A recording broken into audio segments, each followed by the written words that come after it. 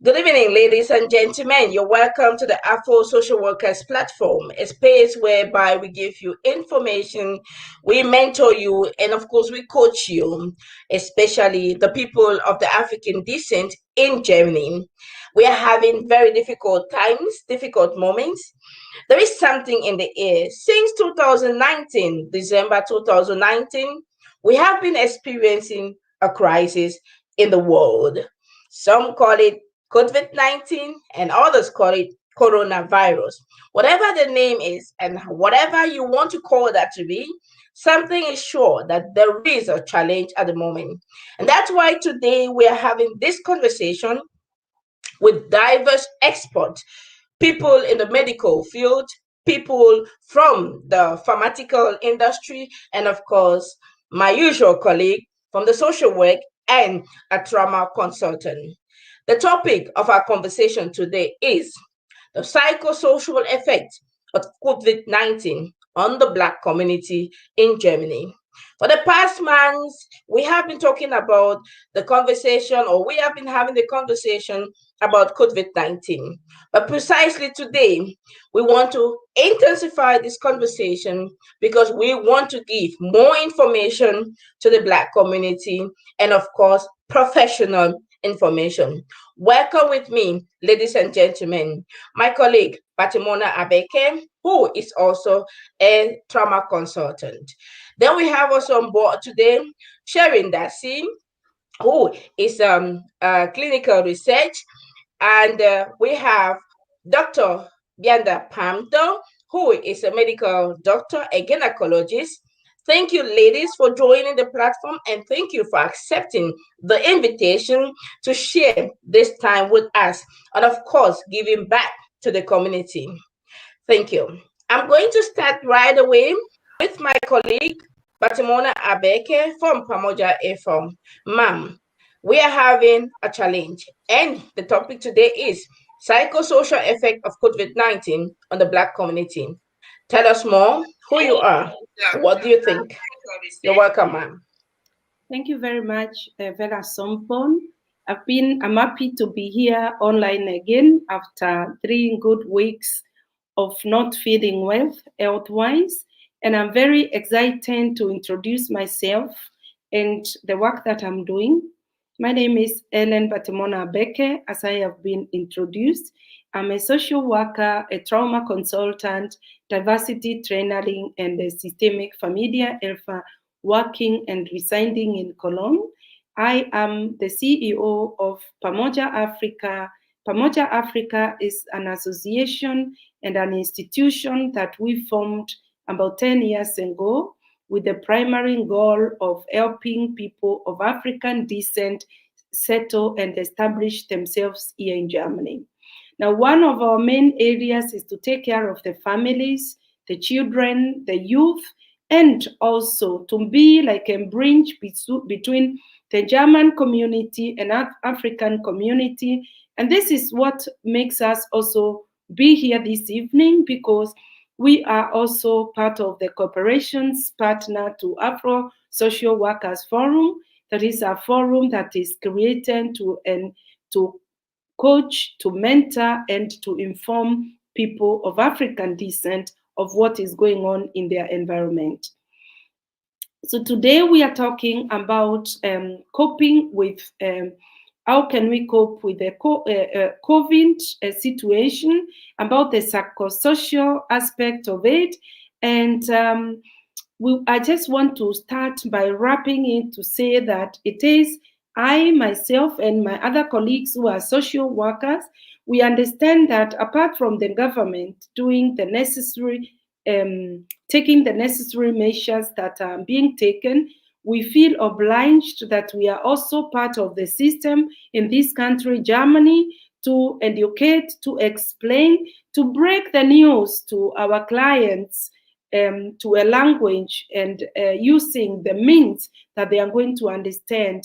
And by so doing, we are going to finish the anxiety that is in the air. We are going to finish the uncertainty that is being witnessed by our people, Black community here in Germany. And we are going to offer and also come up with ideas how we can organize the community to create a support system, so that if one is affected, or if one goes through racism or discrimination, which is going to be on the increase, then there could be some certain ways how one can go about it. So this is what we are going to talk about personally from my social work aspect. And it is not my work today to confirm whether there is COVID or not COVID. Fact remains that there is a sickness that is different from the former sicknesses we have been having, and that has made all of us be at home on lockdown for this 1 year that is almost becoming 2 years now. Thank you.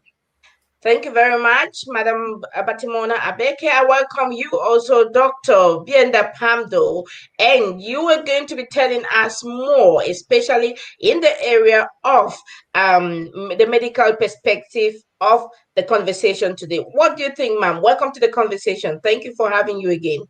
So we have COVID-19. How do you see that as a medical practitioner? Thank you and good evening to everybody. My name is Mbianda Papdo. I'm a gynecologist working in Germany.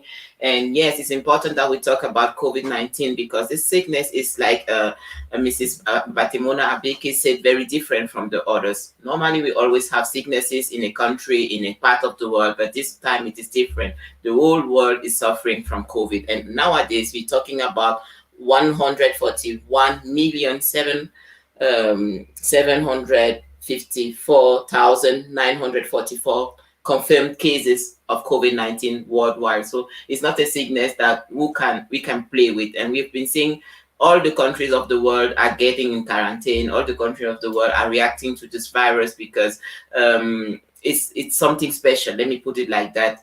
Since 1.5 years now, or almost 2 years, we have been witnessing patients with respiratory distresses. This is the first symptom of the severe corona cases. I am gynecologist and normally I work with women and also pregnant women. It's also funny because even pregnant women are not aside, they are not spared. They also get the sickness. So my point today is to show to our community that, okay, there are so many controversies. There are so many people talking about COVID as if it was not true. Even today, I witnessed a patient who was saying that her positive test, she cannot take it because it's impossible that she has COVID.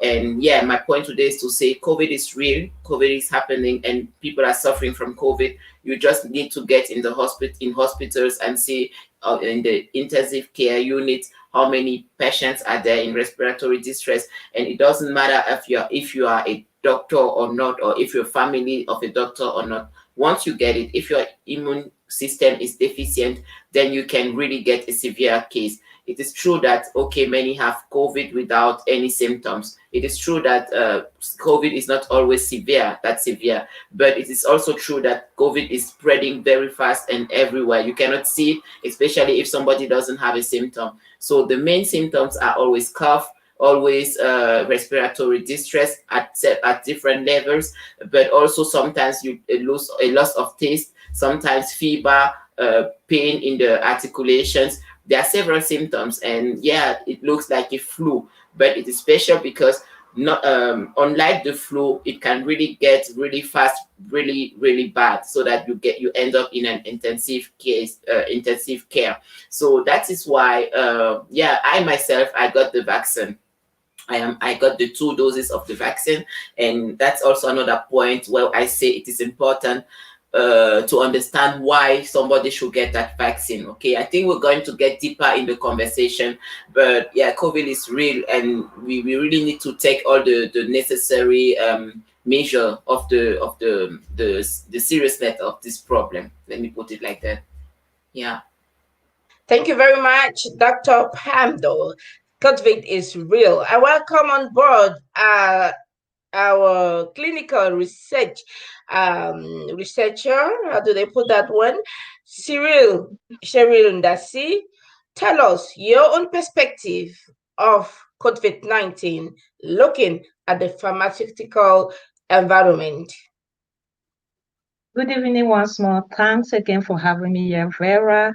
Just like you said, I am Sheryl Ndasi. I studied pharmacy, working as a clinical researcher. And when we talk about COVID is real. There's not going back about it. It is there. If you want to name it COVID or you don't want to name it COVID, there's something in the society now, in the world. There's a pandemic that is killing people, not killing, whatever way you want to put it, but there's something that is killing people, restricting us from going to work, restricting us from going outside, and it is real. When we talk about, there's a lot of controversy going out there. We know we have an overabundance of information when it comes to this virus. Some of them are false, some of them are potentially harmful, and we have a lot of people that are really suffering. They have such an effect for this COVID that they believe everything. They are paranoid. They overthink. They overreact. When I think in the pharmaceutical branch of it, where there exists a lot of controversy when it comes to the vaccine, in the real sense, I would just like to say, what is a vaccine? A vaccine is there to prevent us from having certain kind of virus. When you look at your immune system, you look at it this way. When you get a bacteria, an infection, it evades your system. And then your immune system is just like your army. They now produce things together to be able to fight this new disease that is there. And this might take a period of 3 days for it to fight it. And by the time the army is just normal, when you get an infection or you attack somebody, the person will use any weapon possible to prevent you from killing him or her, or whatever case you want to put it. But then when you win, you want to define your area. That is the same thing with immune system. You produce every other form of bacteria to be able to fight these new germs that has come in. And then when you succeed fighting this infection, you now have your memory cell. That is what we identify now that a bacteria is coming. So in the case of vaccine, I know there is a lot of controversy out there. But vaccine is just like they will inject you with a little bit of this bacteria that will harm to be able to produce a memory cell to fight the COVID that will be coming in. If you want to take the vaccine, you don't want to take the vaccine, the vaccine out there are really, they are researchable vaccine, which like any other medication, you have your side effects, you have your adverse events, and in some cases, you have serious adverse events. There is no way out. No matter what precaution you take, no matter once you take a medication, there's always a side effect. But thank you very much, ma'am. We're going to get into this conversation very deeply right now. I'm sorry, I'm going to interrupt you a little because we're not adding not even a single minute to our time. And you four powerful ladies, you're welcome. Thank you, Bonnie, for Elvis. And he says good evening to the powerful team. Yes, you are all a powerful team. I'm going to start my question. I would have loved to start my question with Batemona-Abeke, who she's somehow now occupied, but I'm going to ask my question directly to you, Sheryl Ndasi, concerning the vaccine. Why there's so much controversy? Why are the people panicking? Why the fright? And why the doubt and its effectivity? So many people think that before the vaccine is supposed to be brought out there, 1 year is such a short period of time to really attain the efficacy and the safety of the vaccine. So in that case, some people think that the vaccine is not as effective as it's supposed to be. And in a real sense, when we do a research on the product, yeah, normally it takes 1 to 3 years. Just like the one of the vaccine out there is already on the 3rd phase of research, which is possible that it is properly done, it is properly researched. But people are panicking by the time 5 million, let me say 1 million of people take it, and then 1 person died from it. It is just but normal that you have serious adverse events, and that also contributes also with the personal history of reaction to things like the one of blood clotting or serious allergic effect which result to shock. Those are all normal things that are happening. But then if you look at it in the big form, 5 million people takes a vaccine, and from 5 million, 3 people died from it. the profits, the benefit of the vaccine outweighs the serious adverse events that you are receiving. So in that, it is allowed to come out. But then with the whole panic, with the whole pandemic, somebody just needs to hear that this person died after taking the vaccine. Oh, the whole world will break loose. And then that is how we transfer one panic to the other. One panic, just one person dying, but we don't look at the other 599 million people that are not dying from the vaccine. Thank you very much, Sheryl. So you're telling us, of course, vaccine is important. And of course, if you have the privilege, because not everyone even got the privilege to have the vaccine, then you can go for it so that you can make use of it. And I know that Dr. Papdo already got her own vaccine. I'm going to break now back to the psychosocial effect. Batemona-Abeke, tell us more about the effect of COVID coronavirus in the families, especially amongst the Black community. You are a social worker and you see the challenges that are going on from the economic, emotional, and also psychological perspective. What's happening in the community and how can we help? What systems of help are there? Okay, thank you. So first of all, we need to talk of the mental aspect, because it has taken us now more than 1 year. At the very beginning, the people were unsure, but they didn't know what to expect. Now it is taking longer. We have gone through a number of lockdowns, and so every time a new lockdown is announced, or curfew as it is now, people go into panic because they have gone through it. They know what it's done to them. So it's not being received, like the first lockdown we had in April or May last year. We were all happy. We are not going to work. We are going to be at home to chill. We are going to clean. We are going to do our tax returns. We were just happy to be given free to be at home and still be on salary. The second lockdown was received differently. So was the third one and the fourth one. And of course, now the people before we were seeing pictures of people who have lost their lives, who have succumbed their lives to COVID in Italy or in Greece or in US. But now it's within us. Almost every 1 to 5 people know somebody who has been affected, or even somebody has lost somebody due to this. As we are talking right now, my heart is grieving because I know of a family whose mother is not even laid to death because of this. As we are talking now, I have family members who are in intensive stations. As we are talking now, I have clients who are in hospitals going through COVID.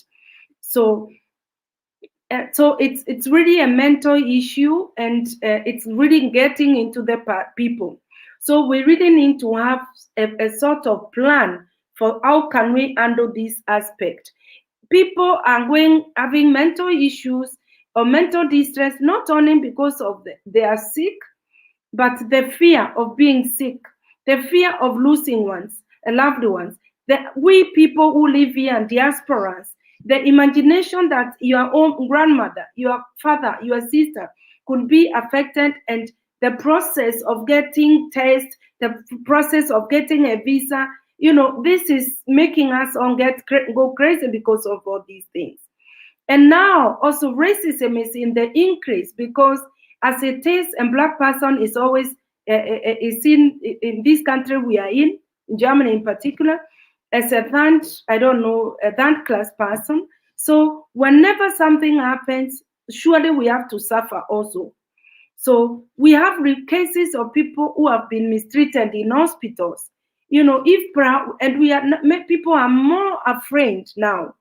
If the doctor says that the intensive care units are full, now knowing how that we are treated in this country, there is that fear. So if I am affected, if my child is sick and I'm taken to the hospital, am I going to be treated like any other person, or am I going to be mistreated the way we are used to being mistreated as a Black person? So these are some of the things that are in our in our mind, in the minds of our people.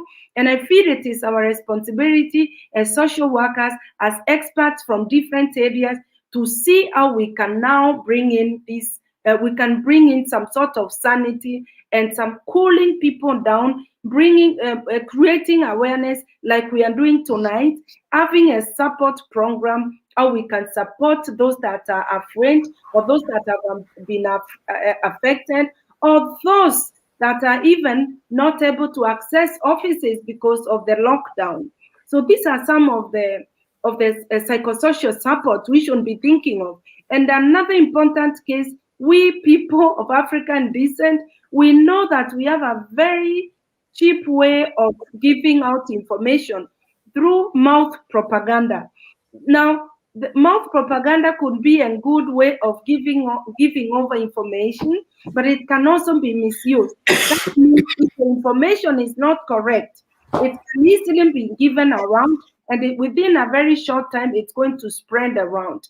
Coming to the social media aspect, it's people forward information that they pick from wherever without thinking twice. What will this information do to the people? Yeah. So those are some of the things that I think we should talk about and create awareness about it. Thank you.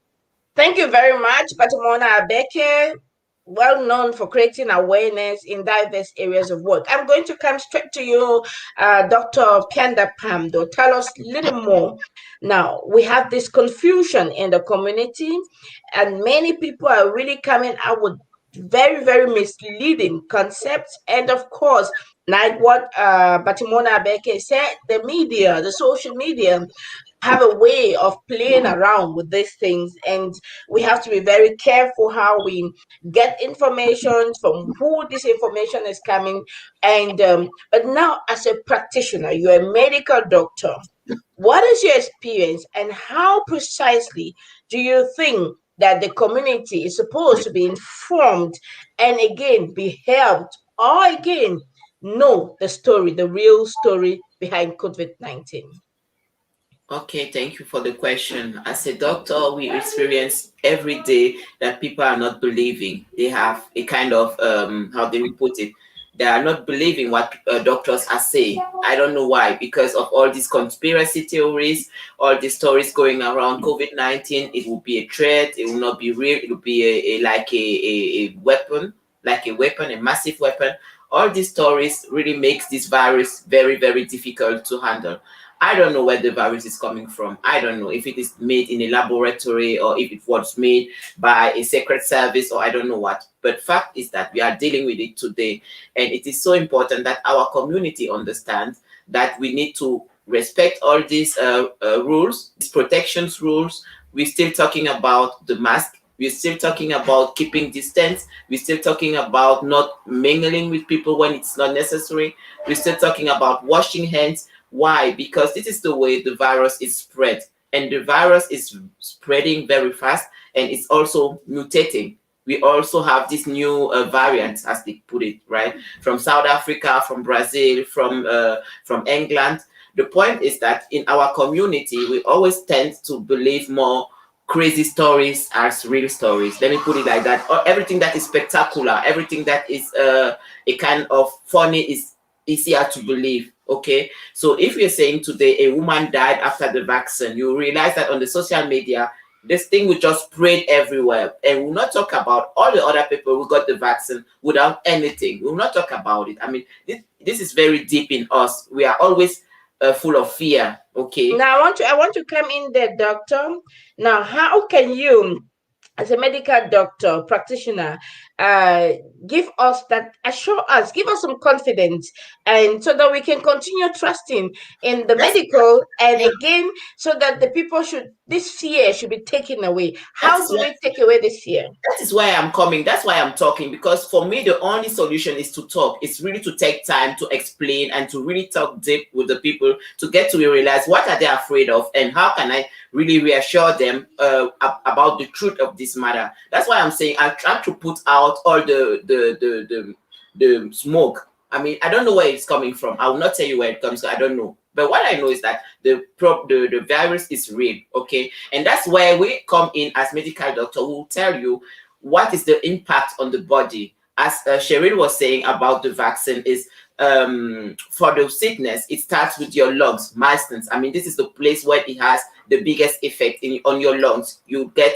respiratory distress, you get cough, you get loss of your taste. So there are all these things. Why is it so important? Because when your lungs stop to really react, there are so very few things we can really do to get them proper back, you know. And when you're not oxygenated, it's the whole body suffering. So we take time to really talk a lot with the patients. Like this woman we got today, I want to tell this case, if you allow me. We have a pregnant woman we had a pregnant woman, not today, but okay, let me put it like that. I had a pregnant woman who did a test and she was positive. Okay, but she got so angry and she said it's not possible. It should be a failure. The test was not done properly. She called the hospital. She called everybody, and she said she will charge case. She will charge against us. Yeah, with right. I mean, she will go to the lawyer and say we are keeping her in quarantine for nothing, and she's not positive. But still, she was positive. We did another second test, and she was still positive, and she was not understanding why she was supposed to be in the quarantine. I also have another African woman who also went in the quarantine and forgot to take her medicine, her tablets with her, and got some severe consequences because of that. And she was angry, saying that people put her in quarantine for nothing. So that's why I want to talk about quarantine. Quarantine is so important because if you get the virus already, even if you don't show signs, you can still infect somebody else who is weaker than you, and we can develop a strong disease that you didn't develop. Okay, I can be I got my vaccine today, but still, even I got the injection, but still I can carry the virus with me and give it to somebody else. The injection protects me, but it doesn't protect me from passing it over to somebody. So that's why it's so important, this quarantine. I want to talk about quarantine. Why? Because this is the biggest problem we have with this disease. When we get to the patients, when we tell them you need to go for 1 week, for 2 weeks in quarantine, and it's always like we are robbing them from something. No, it is so important. It is so important. That would be the first point. I think it is important for us to talk, even as doctors. The problem is that sometimes we don't have that time, but it is important that the population, I mean, our population, our community understand that we don't gain anything from making you sick. I mean, we need to think a bit. If the whole world gets sick, who gain what from that? I mean, who is getting anything from that? I mean, because we're all in this I want to get in. I want to come in. Something is just getting my mind, and I want to talk to Batemona because you just mentioned the fears and all that, and I think the trauma consultant thing, or we have a trauma consultant, and please take note of this. I'm going to get to you too back, Dr. Mbianda. I'm really having to rush you all because of time. Ma'am, Batemona-Abeke, Dr. Mbianda says they are really experiencing fear. Look at the case of the two women in the hospital. And you are a trauma consultant, and we know that these things are really affecting us psychologically, mentally. How do we help these two ladies from your perspective as a trauma consultant? Okay. First thing is to take responsibility for us, for everybody who can do this and who is listening to us, to first of all, to check, first of all, what kind of information are we spreading around regarding this virus? Are we saying that there is no COVID? Are we telling people to be disobedient, not to observe the regulations that the government is putting aside? Are we trying to give them hope? We are supposed to be hope givers. We are going to come to say that despite all what is happening, you can do this and this and this, like Dr. Mbianda has said. So we are not supposed to put more petrol in the fire, but we are supposed to quench the fire. We are supposed to embrace these people because some of them have gone through different traumas in the past, different sicknesses in the past. They are hearing all kind of, and it's really not, but even me, at the beginning, I was so afraid of this sickness But I kept on advising myself or informing myself and checking. Sometimes even if I'm in a chat and some certain videos are sent, I don't open. I just read the title. I say, for my own sanity, I'm not going to watch this video, especially before I go to bed. I don't watch CNN. I don't watch all those things that bring problems, So that kind of information is what we can tell these people that are having anxiety. And also, as I say, to have some people in the community, opinion leaders, to be updated so that these people who are having these problems can go, when they go back to them, because they always go back to them anyway, they can get the right kind of information. This is what I want to emphasize on. We need to have a culture of accepting people. We need to stop having stigma with COVID. We need to talk about it like we talk about other accidents, about other sicknesses, and create more emphasis on how it can be capped, how it can be limited and reduced, and how people can heal. We need to talk of people taking zinc or vitamin C, or we have a doctor to talk about that. I don't even want to talk about this aspect. But exactly.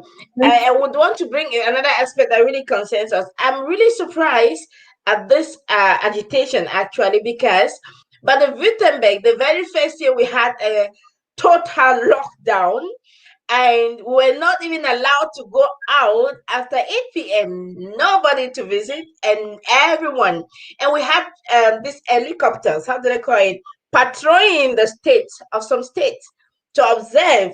And if they met you outside, they caught you outside, you're going to pay some fines, and this is to say how serious that is, because the elderly people around here were really suffering from it, and then the young people were really thinking, no, there's nothing around, they just want to take away our rights.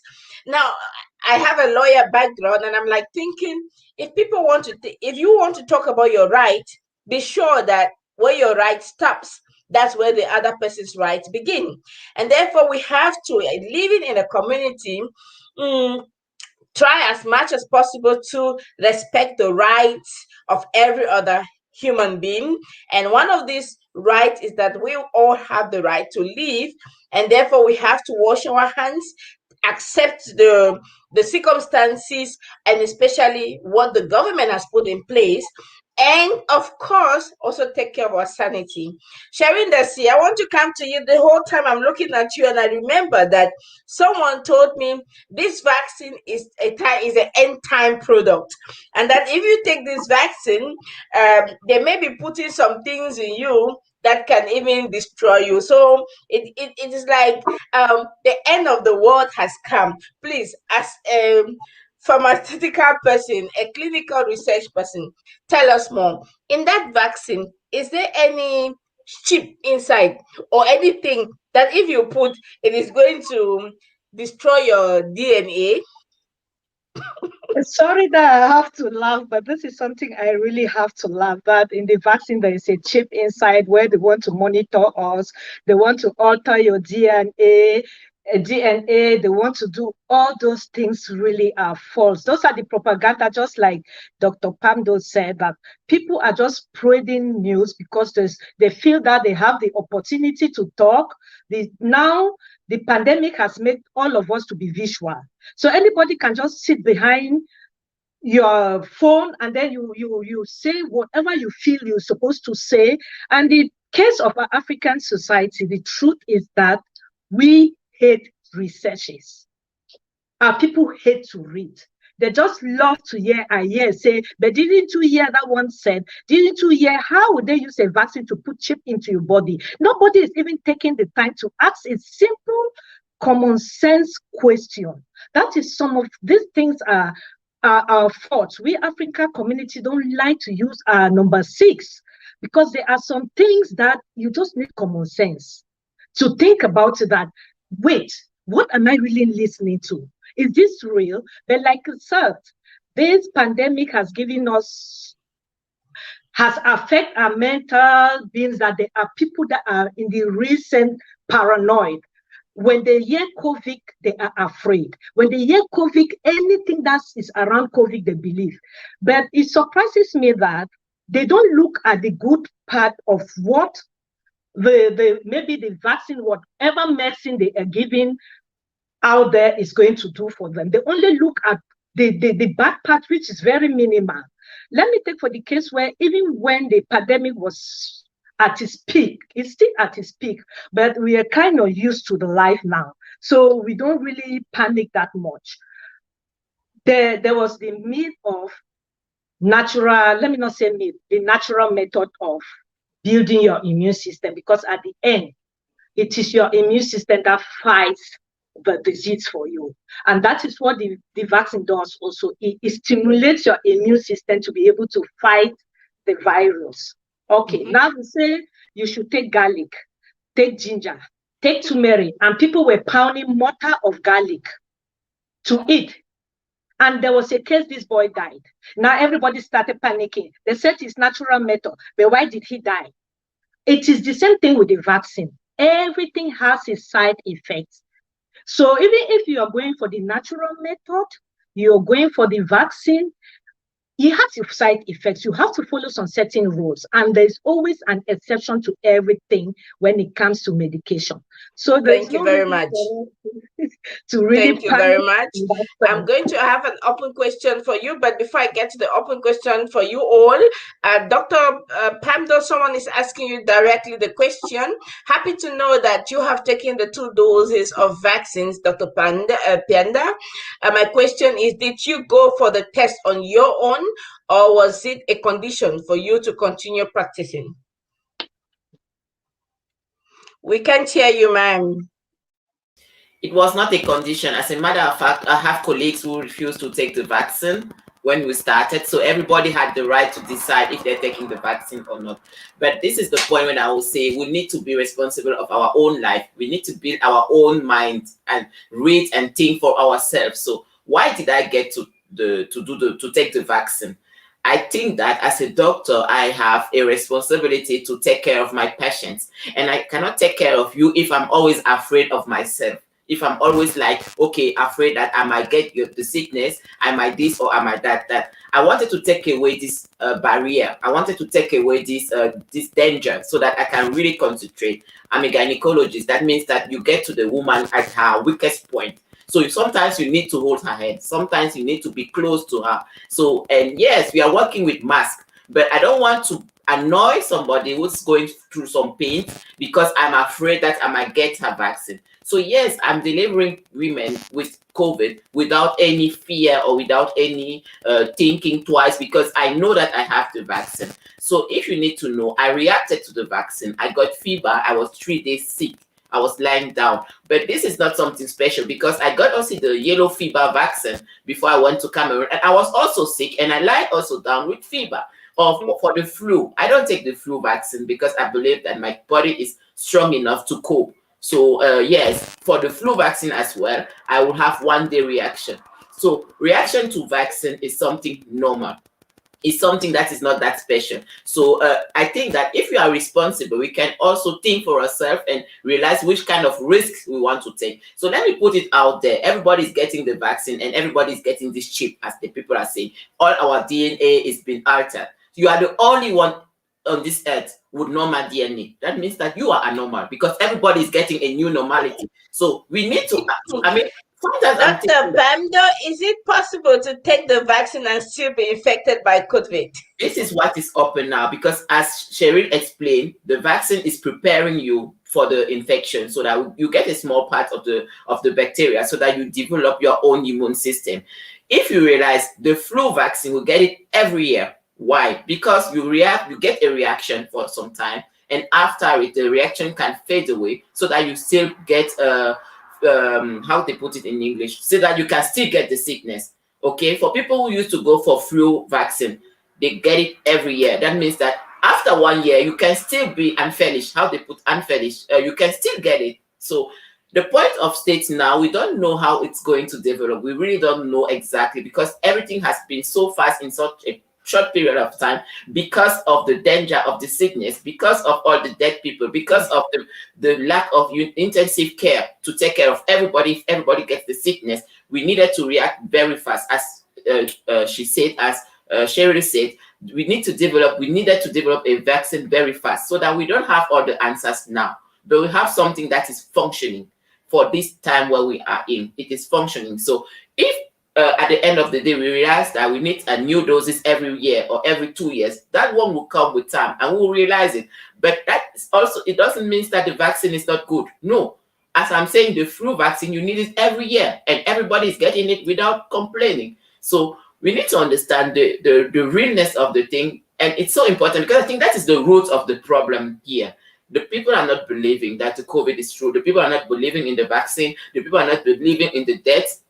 But let me tell you, this treat, we call it the third vague. How they call it? The third. Yeah. It is more dangerous than the first and the second one. If you realize, by this time, everybody knows somebody from a family or from friends who's dead of COVID. Really of COVID. I mean, even in Germany or in Africa, in Cameroon, where I'm coming from, I have three people now getting down to bury their parents from COVID. Okay, so even if they are just saying it is COVID and it is not COVID, fact is that people are dying and there's a virus detected positive in those cases, in all those cases. So we need to really be careful. And if you have the chance that you have the right to get the vaccine, why not? Why not? The question would be, why not? And that's what I'm asking every day. Why not? What do you think? Okay, I have another colleague who say she's still young and she never get babies, or she wants to get babies, and there's this conspiracy saying that you will not get your children. I say, okay, let us think about it. The world needs children to continue to get on and on and on. I mean, the economic needs children, even in Europe. So if it was true that this vaccine will hinder people to get children, who started as doctor as first to get the vaccine, why would they infect doctors? Why? I mean, why will they infect doctors that are taking care of the people? Because the doctors, thank you very much. They were in the first people. I mean, they was the first people entitled to get the vaccine. Okay, so just think a little bit. I mean, sometimes we just need to think a little bit, and then we realize that, okay, there is no need. There is no need to be afraid, because at the end of the day, if we all get it and it becomes the new normality, then so it is. You will not change it. I mean, like every day is going, we are going out now with our mask. Everybody's getting out with the mask. So if you stay, and it has become a new normality. So that if you do not have the mask, you are being abnormal. Yeah, we will not change it. And there is no need to, because the other thing is that we cannot become a threat to others because we want to be special. You know, because you want to show that you can think very clearly, you see the conspiracy everywhere, and then you become a threat. Because even if your immune system is good enough, you don't know about your neighbor, you don't know about anybody else around you. So will you want to live with this responsibility that you are the case of the infection of somebody? No.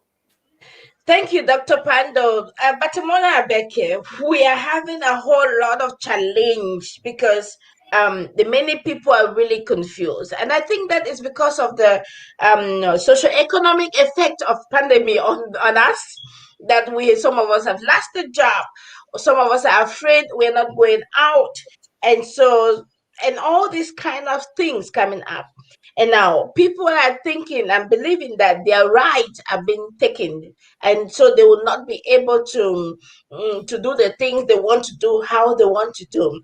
As a social worker, ma'am, what would you counsel us listening to you? How do we go about with the situation? Maybe let's remove the name COVID. It could be a trigger to some people, but there is a situation at hand now. You are a social counselor. How do we go about this, ma'am? In the community, especially. Your mic, ma'am. As I said at the very beginning, we need to really, every person needs to inform ourselves. Choose the information that you are getting. For those that are in Europe that are watching, those that are in Germany, I say have a contact with a social worker, because things that if of course you don't know where to get some information, And this social worker is going to give, you can always be verifying your information with this social worker. Get somebody who you think and you know, a mentor who will coach you and give you the right information. And now to the experts outside there, especially doctors, especially social workers, especially journalists or pharmaceuticals, like we have Sheryl Ndasi here, to the pastors of churches, to the imams that are watching me tonight, we have a serious responsibility. Anything that is coming from our mouth should be founded. Before you give any information to your followers, just be sure that you're giving the correct information, not the information you're getting on social media, not the information that, these conspiracies that we are getting, not from unverified sources, because by so doing, we have a serious responsibility to calm down people, to support the government, execute whatever they're executing. Very true, we know that there are some people, there are some organizations, there are some politicians who have some strange ideas also, that will use this situation to maybe impose some of the things that they have been always wanting to impose. This is we are very aware of this, but we are coming to this, that we can have now some politicians of African descent whose job is now to watch on these politicians and see what is happening in the politics, what can affect the African community, and how can we have our interests be presented. So we need the expertise of every person. And last but not the least, even in kindergarten, in school, we're having a serious problem. The children, the small ones, they cannot see the facial expressions of their teachers anymore. Because, those that are learning the language, we're going to have a generation. We are going to know the impact of COVID in some years to come. Those children, small children, they see how the mouth is moving.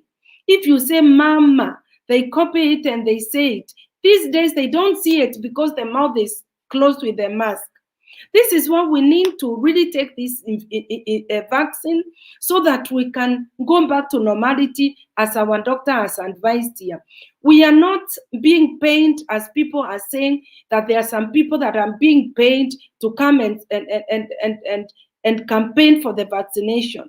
Myself, I've not even gotten it because the age, I'm still on the queue. I have an appointment due to my age. So if others are saying we get people, opinion leaders are getting paid to come and talk about vaccine. If someone gives me this money, I am going to use it even on my clients, and I'll come openly and say that I was given money to talk about things that are not true. So this is not true. Let's not be so afraid that any wave that comes carries that along. Let's just be founded. Let's have our both feet on the ground. And when we are so stable and sure of ourselves, even our immune system will be more strong and do the needful. Yeah, this is what I can really advise those that are watching us. Thank you, ma'am. Please, would you mind answering the question of Bridget Njunda? Thank you very much, Bridget, for being here. And she's asking the question, how can we help our kids to move on due to this COVID mental stress? Batemona? Thank you, Bridget. We need to talk to our children. We need to reassure them. We need to speak to them in children's language, a language that they will understand. We need to check the information. We have some channels that really give the real information and in a child's language, and we also need, as parents, we need to be reassuring them. I have a small child, of course, not very small.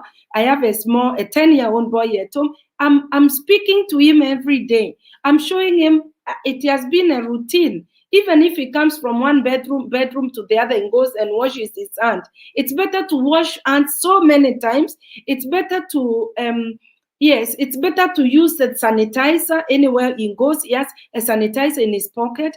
I tell him, keep your distance. All the time. I'm repeating this every now and then.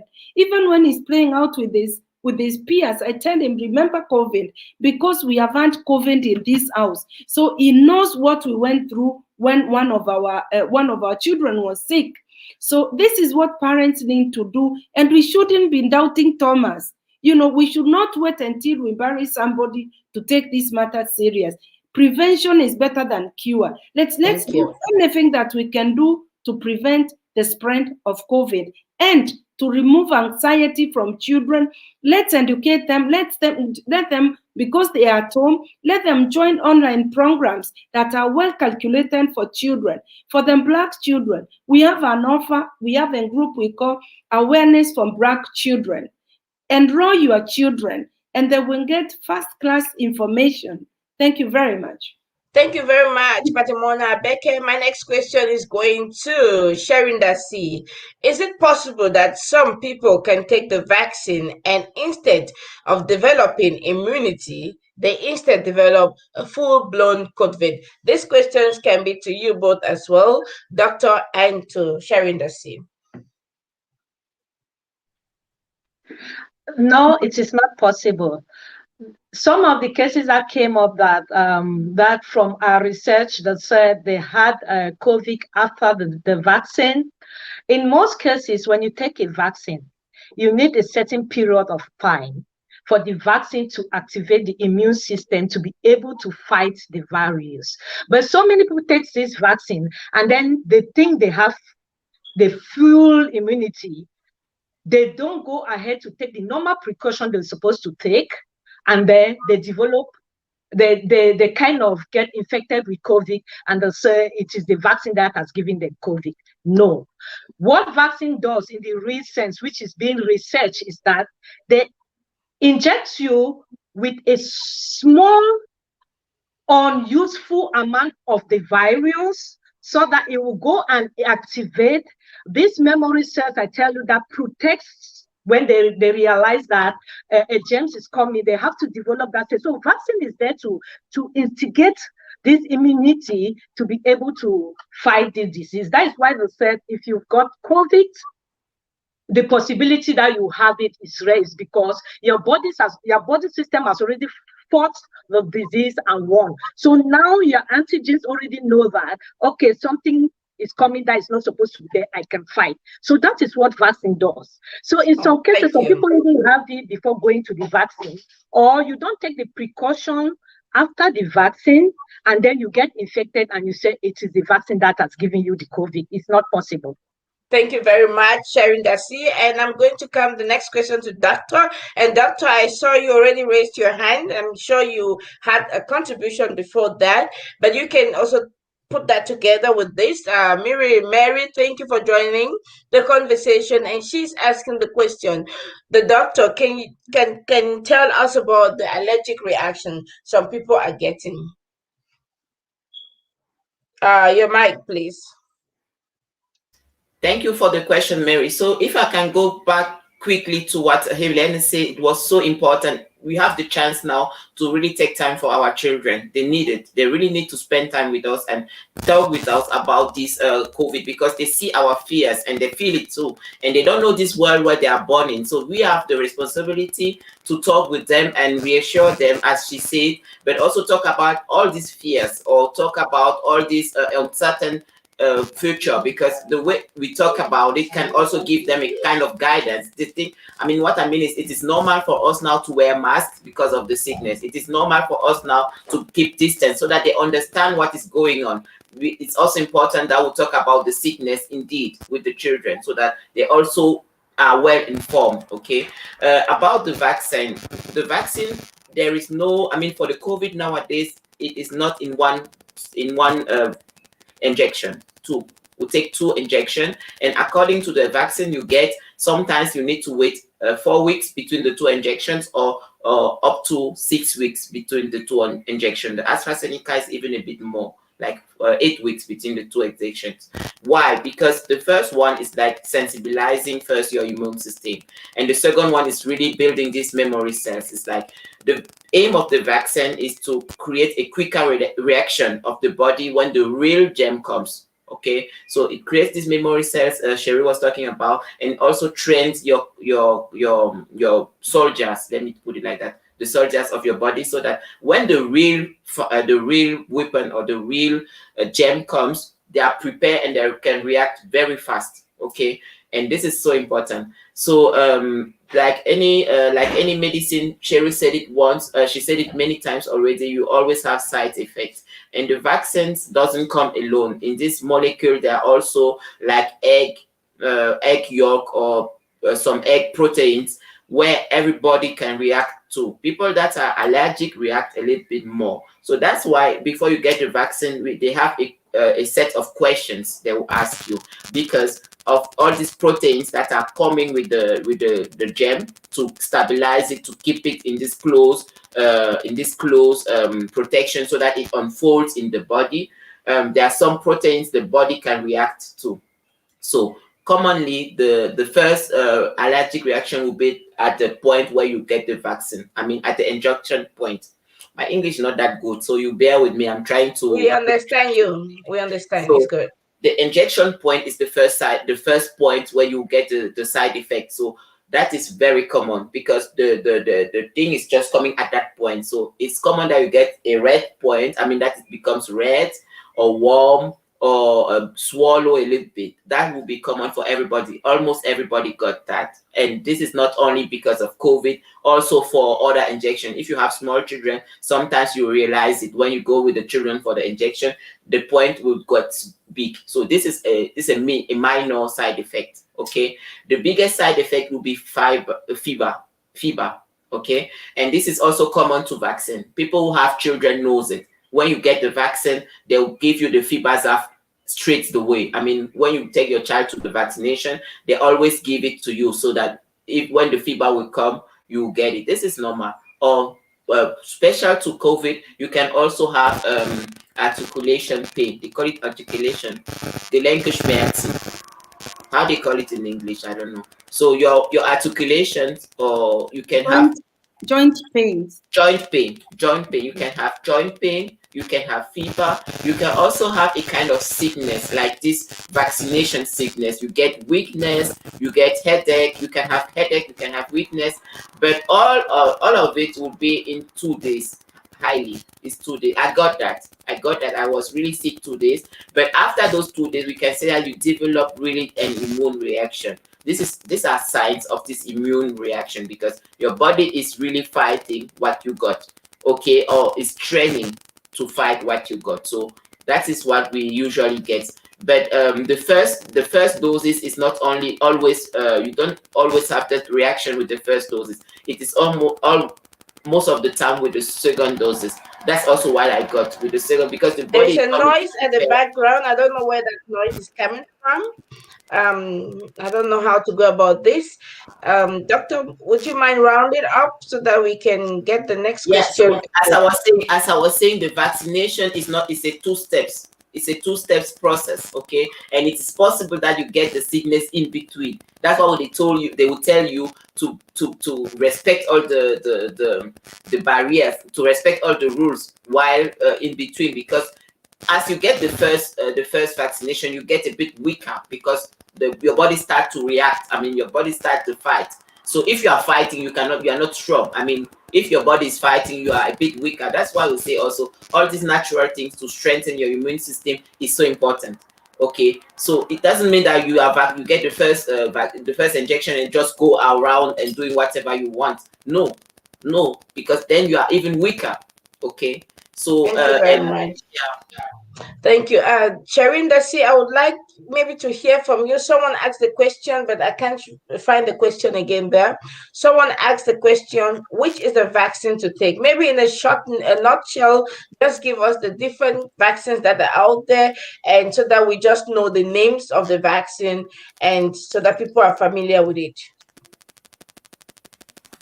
I don't know if I should be in the right position to tell somebody that which vaccine you should take, because it's also good for you to do your own research. Just the names. We want to know just the names, not them to take, just the vaccines that are out there. We have Astra, we have Pfizer, and we have Moderna. Those are the 3 that are in the third stage of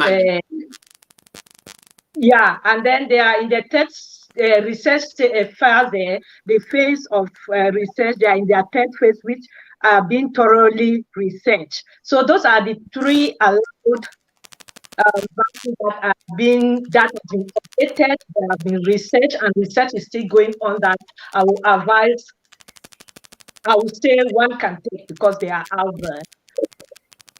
But in Germany, you cannot decide. You cannot decide which. I cannot decide. I'm Yes, just as saying a the person, names. because So it's all the covered end, by the Gesundheitsamt. Okay, nowadays it's AstraZeneca people are getting, because Moderna was out, Pfizer was also out. I mean, depending on the country you are in, Russian have their own vaccine, Chinese have their own vaccine. In Germany, as she said, there's this AstraZeneca, there's the Pfizer, there's the Moderna. But nowadays, it's only in the most lender in Germany, it's only the AstraZeneca that people are using or giving out. And you cannot just go to the pharmacy and say, give me this vaccine or that. No, that will be the one allowed by the state where you are in. Exactly. Yeah. Thank you very much. I have a last question for Batemona-Abeke. The question is long, so that's why I'm going to leave it here. Elvis Bolifor is saying, we used to be motivated going to school every day because we were sure we will play in school. Mama Abeke, do you think the absence of playing in school nowadays can cause psychological or emotional trauma in children? Yes. The answer is yes. It is anticipated that this lockdown, this discontinuation with the routine that the children are used to, is going to have some psychological and emotional distress. It may not be trauma, because trauma has to be a process, or trauma, it can trigger people that have gone through traumatic experiences in the past to get trauma. An example is being locked, that you're not allowed to go out. People who have been, children who have gone through this, or whose parents have gone through such kind of trauma in the past. We talked of generational trauma given from one parent to the children. This can be triggered by the lockdown that we are having. Other than that, not having the routine will displace the children, and that's why we are really talking to the parents at home. Even if the children are not going to school, try to see that they are connected to their peers, even if it is online, even to talk, and just to talk nonsense, at least they are seeing their faces. Try to let them go out to breathe fresh air, to kick around, because of their joints articulation and coordination. Because there's no total lockdown that you're not allowed to go out and play with your children. As long as you're not mingling with the others, you can do this. So please, it's not comfortable to sit on TV with your children throughout. Let's go out. Let's make these children move a little bit, even if it's you and the father to kick the ball with them. Even if they are going to climb trees, if there are some trees to be climbed, it's still going to help their motoric, and it's going also to make them breathe in fresh air, and their mind is going to come back differently. And create a routine, even if they are at home. Like what I do sometimes, and I have friends that are doing this, and the school of my child, they have said the children have to be wearing school uniform, even if they are sitting on the computer at home. Why? This is to establish the routine. I have a friend who always dresses the children in the morning like they are going to school. They will take breakfast, they will carry their school bags, go up to the lift, and then come back in the house and sit down on their writing desk. This is wonderful. Why? Because we advise this lady, because the children they are not able to start a normal day because it's not usual. So let every parent, because you know your children, come out with some strategies that is going to remind the children of the routine they end. Even if they are at home, let them have lunch when they usually have lunch in school. If it's in the afternoon, they go out. Let them go out and play with you. Or I tell my son, go around the block. Go take a walk during break time when they're having online lesson. And those 10 minutes that he's going to go out, when he comes back, he's going to have a concentration level. So there's a lot of things. That's why really parents need to inform themselves They need to seek for advice. They need to look for good information so that as we combat this monster sickness, we can come up with the systems and we can damage control some certain things that the children and our families will not go through. Thank you very much. Ladies and gentlemen, we want to apologize because of the importance of the question. We've taken some few minutes ahead. We're still going to go maybe to take some 3 more minutes or 5 more minutes ahead just to answer the questions of those who are really on board as a form of recognition. And I'm taking the question or the talk of Marie. She says, I wasn't talking about the minor allergic reaction. I was referring to the major allergies. Is there a special treatment for this small group of people, or they just get stabilizers like EpiPen? I don't know what that is. Medical practitioners, is that for you? Ma'am, your mic is off. And actually, thank you, Mary. Actually, people who are getting allergic don't get the vaccine normally. I mean, Okay. When you are subject to allergies, they won't give you the vaccine. As I was saying, there's a form.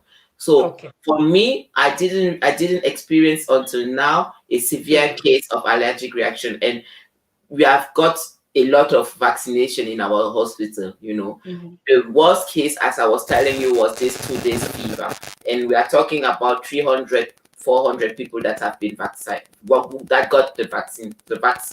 So I can't really tell you. I don't have any experience with. Thank you very much.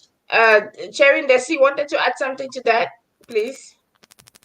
I just wanted to say, up to now, they haven't really gotten the research if it's okay for them to use the EpiPen. From what she is saying, they are still doing research on that, because what she is asking, there are some people that really react to it. They have this anaphylactic attack where they go into shock, they cannot breathe well. So they are still working on it to see if with this kind of reaction, it is okay to give them this EpiPen. But up to now, they are still struggling to really see if this allergic shock is coming from the vaccine or something else. Just like Dr. Papdo said, they already look in your history. That is why the vaccine, they really go deep into your history, because certain people with certain form of history, maybe allergic to nuts, proteins, like the doctor said, they will make sure that they exempt you from this study. And really, the people that are really getting the shock are really minor, that I hope that they will get to that research also as fast as possible. Thank you very much. A last question again from the people, Leonie Omotayo. Thank you for joining the conversation. And she says, or asking, could you please explain why they are using the adenovirus of chimpanzee and a fetal cell in at least one of the vaccines? Would be nice to know about this from a medical view. Is there anything like this, medical practitioners, or again, people from the pharmacy industry? I don't know these things. Yeah, I'm only talking on my talk. This one, what is this adenovirus? Any of you can answer, please. Yeah, just what I want to say is that I know there are so many speculation out there. They are using the embryos of aborted children, but the 4 things which I know that they are being used now for the named vaccine that doctor also mentions are the whole variants, the protein subunit, the nucleic acid, and the variant vectors. Those are the 4 things that are being used now in the ones that are accepted. Maybe some are coming with what he is saying, because I know there is also a campaign against that. They are using aborted embryos. One pastor came up with something, or a candidate, that they are using aborted embryos to make these vaccines. But for what is out there, no, none of them are having this unit, or I cannot really say, but from our research or what I know we are doing as research, none of them are there. I would like the person who wrote it to tell us which vaccine exactly does he mean. I mean, it looks like he has some information. For me, I don't know about, and the no virus is a virus, okay? and chimpanzee is chimpanzee. So I don't know, maybe he can tell us more about the vaccine he's talking about and from where he got all those information so that we can really confront it. From what I know, I have no clue about that. Thank you very much. And for you that have not been able to pick up your questions, we're very sorry about that.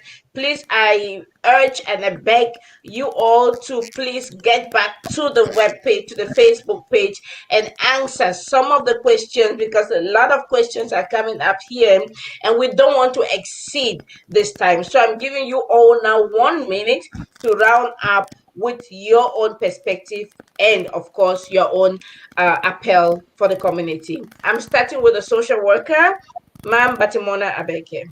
So I'm just going to conclude by adding that if it takes a monkey for us to be healed, let's please get those monkey vaccines.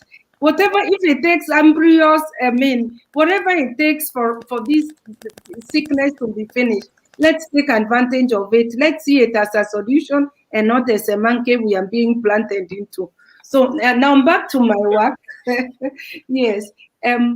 It's very important to say that there are structures in every city, in every part of the town to assist people. If you are interested, you can also get in touch with Afro Social Workers Forum, and we can give you the necessary information that you need, or the contact, because we have contacts of social workers also in different cities here in Germany. And we are also connected with doctors, like Dr. Mbianda. She's not a social worker, but we work very closely with her. So that's why we are saying get in touch with social workers without demanding other professions, because we really get the official information and we can disembark this to the community. And vice versa, if you have a problem, if you face racism, if you cannot manage, if there is domestic violence, there are phone numbers that you can call and you get help. Don't die on your own. Don't just go into mental distress because of this sickness. As it comes, it's going to go. So we need Amen. we need structures to combat it and to make ourselves more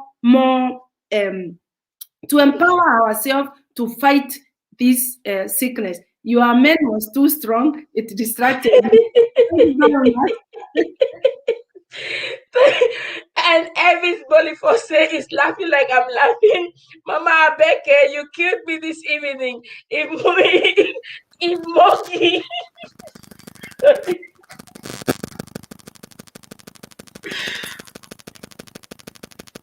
If monkey can heal us, then so be it.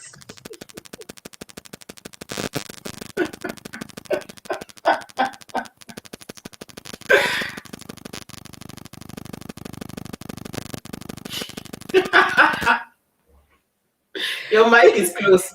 Dr. Papdo, please give us your word of encouragement and talk to the people, talk to the community. Oh, I'm so happy we could have this conversation. I'm so proud of all of us here that we could really put it together, because it was really an act of flexibility. I mean, since we started, we planned it very shortly, but it also shows how we understand the importance of what we are doing. And I hope everybody who was watching us could really get it. I mean, it's so important to get close to our leaders, to our social workers. I'll also emphasize on that, because before getting every kind of crazy story about any kind of things, please get close to a social worker, get close to a leader, get close to somebody that you think that might give you the real information. It is so important. And above all, believe in what you are hearing from your authority. I mean, why will we fight what we are getting? I mean, if the authority is saying that we need to do this or that, and they are doing it on their own people, why will we as a minority fight it or even say that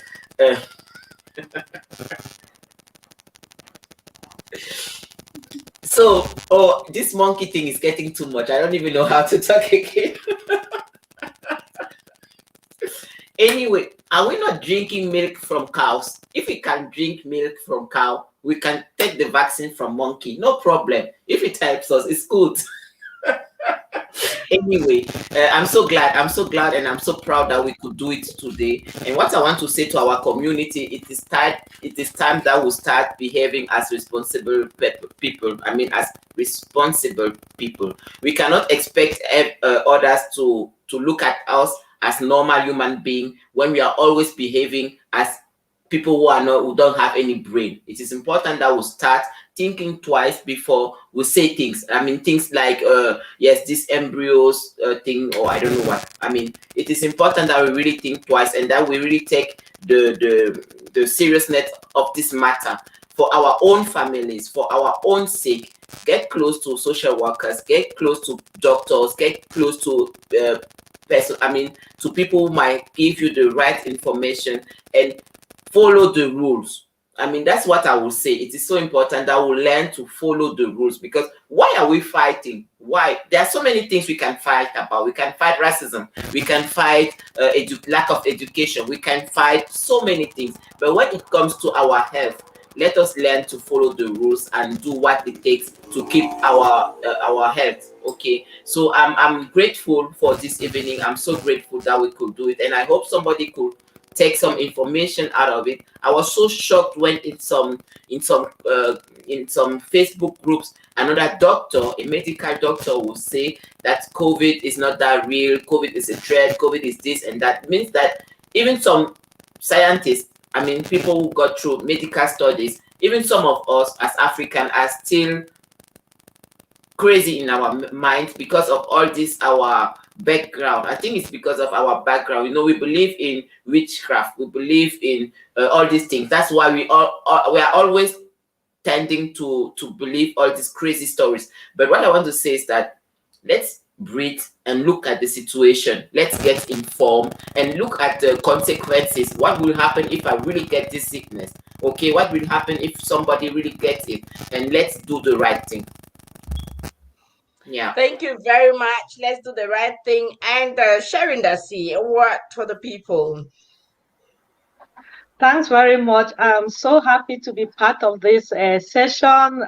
I've really gathered enough also, especially from Madam Batemona, with the mental effect of this COVID-19. But what I would really like to tell our people that it is really high time for us to really reshape our thinking, reshape our ways at which we look at things. It doesn't cost you anything to just do a little bit of research if you are confused. It doesn't cost you anything to go ahead and get an informed, researchable information, because all this I hear say, when COVID came out, everybody was saying that G5 is also part of it to transfer COVID. And today I'm not using the G5 thing. I'm not seeing myself having COVID. So there is a lot of misinformation out there. And with the panic, people tend to believe. What I would like to tell our society is to really take the time out, be a little bit calm. I know most of us are going really wacko now in this period of time, because not everybody has the strong mentality to really support what we are going through. It's a lot. At times, it's like somebody should just stand and shout. Those are part of what this pandemic is doing to us. But then it doesn't harm if we rush into panic and start accepting every belief or everything we see out there, start believing in everything that they are trying to manipulate our DNA. I don't know what they want to do with it, or they want to put a chips. I don't know if the chip is to monitor us, what we are doing in our home, or they'll use it to do what. All those things are some of the things that this monkey thing is going to some of the things that we really need to try in this period to stay focused, because really our mental health is being tested. I don't blame some of the people when they are paranoid, because this is a period where how strong your mentality is, or your brain is being tested. It's not easy. This is 1 year plus. We are being locked inside. You don't do anything. Some will accept it easily, some will not. And when you don't accept, you tend to find another way out, which might lead to misinformations and panic. So I would just like to tell our community to to just take time and just use common sense. Let me put it that way, because I cannot say go and Take put research. time and use common sense. Thank you so very much, Sheryl Ndasi, for this concluding statement. Batemona-Abeke, you wanted to say something to parents? Very short, please. Yes, I just want to encourage parents, because most of them are confused right now because of the messages they're getting from school and kindergarten regarding this lolly testing. Just as Dr. Mbianda saying that we need to have a collective responsibility. So it does not make sense if some are tested and some are vaccinated and others refuse. And especially the children, we know that we have found that this third wave is more radical and it's even affecting children, or more or less coming from children. That's why the government is also trying to test the children, and by testing them, they will be able to see how is it being spread, and also for the school to continue. So we cannot refuse everything. We want our children to continue with school, yet we don't want a method of testing our children. So our children are not being used as experiments, but the thing is new. Corona is new and everything is new. So we need to avail ourselves, and testing is not medicine. They will test. They will just take like the steam bomb and then take it to the laboratory to check so that the classes can continue. I've been called by so many parents because of these worries of Lolly, and we really need to tell the parents that it's not a bad thing. It's just for testing purposes. Thank you. Thank you very much. Oh, you are all taking the time that, yes, doctor. Yes, doctor, unmute your phone, but unmute your mic. What we are saying today is by our state today, what we know about the sickness. I wanted to say it again. Okay. Don't be if tomorrow something changes, we'll still come here and say, okay, yesterday we thought it was like that, today let's do like that. It's our responsibility to get to the information, to inform ourselves, to come and say it out. So we don't know how tomorrow will be, but I really found it is important to say that while we all say it about today, how the state is now, if in some months we realize that, okay, the vaccine don't do or whatever, we will still come and say, do you know what? Actually, it was not like this or it was like that, but we gave everything we know from our point of information and from our knowledge. Professional knowledge. Yeah. Mm-hmm. Thank you very much. Sheryl Ndasi. Just like Doctor just said, the truth is that what we are saying is today. And the vaccine out there, doctor, they are going to the phase 4. This phase 4 is where they research now the people that are taking the vaccine, what is the long-term effect? What is the long-term effect? Because today we might talk only fever, headache, joint pains. Maybe after 1 year, it will be something else. That is why we still trust the system that this research, the phase 4 is the after people that are taking the vaccine, what is happening in long term. So that thing is already, it will get there, but they're already in the stage 3 for the people that are taking it. Stage 4 will be after taking it, what is happening. So we can still gather here again and tell you people that, okay, now situation has changed, because nothing is really permanent now in what we are facing. That is what I just wanted to add on it. Thank you. Those were very vital information. One vital information was that parents, hey, your children are not being vaccinated, they are being tested, and it's important for the general responsibility of the community. Dr. Banda said, I took the vaccine, and you know what? It didn't do any, I had the effect like every other vaccine would have. And of course, Batemona-Abeke said, if it means taking the skin of a chimpanzee or again a monkey and it gets us healed, where is the big deal anyway? Somehow we're going to get some animals involved or some nutrients involved for us to get healed in one way or the other, right? So ladies and gentlemen, we can't exceed the time again for sure. I hope that the team is going to be again ready for another conversation another time. Many people are really wanting to have information. Many people really want to have you again. So I hope that we're going to make time again, another time to come together again to have this conversation. Thank you, Sheryl Ndasi. Thank you, Dr. Papdo. Thank you, Batemona-Abeke. And of course, ladies and gentlemen, thank you for joining us and thank you for being our guest. Until then, take care of yourself. Remember to wash your hands, put on your mask, and if you want to take the vaccine, go for it. You would die because of the vaccine. And if it comes to that, remember, so or so, we will all die. Take care of yourself and God bless you. Bye bye.